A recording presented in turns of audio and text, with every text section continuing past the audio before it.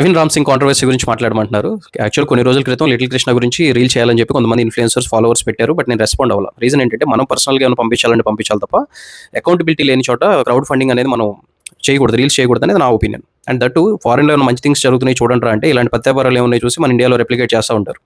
జనవరిలో జరిగింది ఇన్సిడెంట్. మా ఫ్రెండ్ ఒకతను బాంబేలో ఫాలో అవుతుంటాడు ఇన్ఫ్లుయెన్సర్ని. ఆవిడ పేరు మాల్విక. అయితే ఈవిడికి అప్పటికే ఇన్స్టాగ్రామ్లో 7 lakhs, యూట్యూబ్లో 8 lakhs ఫాలోవర్స్ ఉన్నారు.